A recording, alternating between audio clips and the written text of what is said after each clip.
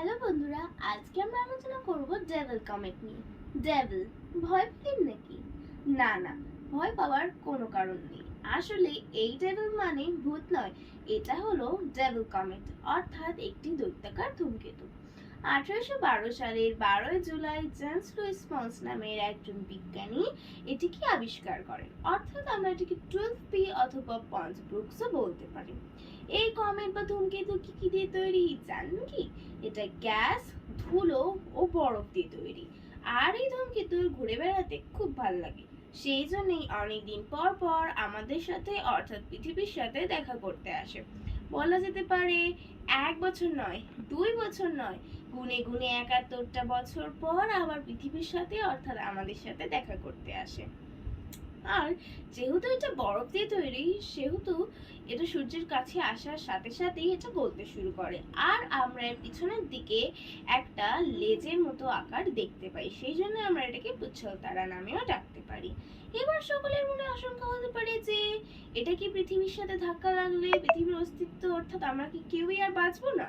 আশঙ্কার কারণ রয়েছে অনেক। কারণ জানা যায় ক্রিটিসিয়াস পিরিয়ডে এমনই কোনো কমেট পৃথিবীর সাথে ধাক্কা লাগে, সেই জন্যই ডাইনোসরের মতো বিশাল প্রজাতি বিলুপ্ত হয়। তো আশঙ্কার কারণ অনেক রয়েছে। এবার প্রশ্ন হতে পারে ক্রিটিসিয়াস পিরিয়ডটা আবার কি? বন্ধুরা, এটা নিয়ে আমরা অন্য কোনো দিন আলোচনা করব। তো আশঙ্কা হলেও ভয় পাওয়ার কোনো কারণ নেই, কারণ বিজ্ঞানীদের মতামত অনুযায়ী এটা পৃথিবীর কক্ষপথ পার করবে না, অর্থাৎ পৃথিবীর থেকে অনেকটা দূরত্বেই থাকবে। বলা যেতে পারে 1.5 অ্যাস্ট্রোনমিক্যাল ইউনিট দূরত্বে থাকবে পৃথিবীর থেকে, আর 22.5 ক্রোর কিলোমিটার। আর এটা সূর্যের থেকে 0.8 অ্যাস্ট্রোনমিক্যাল ইউনিট দূরত্বে থাকবে। বলা যেতে পারে 12 ক্রোর কিলোমিটার দূরত্বে থাকবে।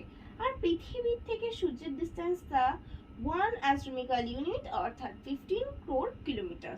আর এটা কোথা থেকে আসে জানেন কি? এটা ওরট ক্লাউড থেকে আসে আর ওরট ক্লাউডে ফিরে যায়। এটা ওরট ক্লাউড থেকে আসে যখন বললাম, আর ওরট ক্লাউডটা হলো সৌরজগতের শেষ সীমানা। আর আমরা এটাকে ডেভিল কমেট কেন বলছি জানেন কি? এটাকে আমরা ডেভিল কমেট বলছি কারণ এর মাথার দিকটায় দুটো শিংয়ের মতো দেখা যাবে অথবা হর্নস এর মতো দেখা যাবে, সেই জন্য আমরা এটাকে ডেভিল কমেট বলছি। আর ডেভিল কমেট যখন যদি তাহলে এটা নিজের সাইজের থেকে 7000 টাইমস বিগার হয়ে যাবে। আর 1812 সালের 12 জুলাই জেমস লুইস পন্স নামের একজন ফ্রান্স অ্যাস্ট্রোনমার এটিকে আবিষ্কার করেন প্রথমবার অথবা ডিসকভার করেন। আর তারই 71 বছর পর American astronomer William Robert Brooks এটিকে আবার আবিষ্কার করেন বা ডিসকভার করেন 1883 2 সেপ্টেম্বরে। এইভাবেই 71 ইয়ার্স চলে যায়। তারপরে 1954-এ এটাকে আবার দেখা যায় 29 জুনে।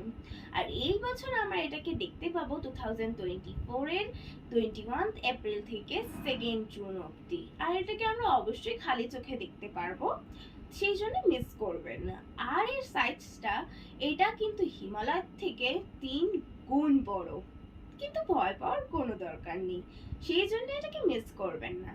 আমাদের কাছে 1 মাস সময় আছে, একদম মিস করবেন না, নইলে কিন্তু 71 ইয়ার্স অপেক্ষা করতে হবে।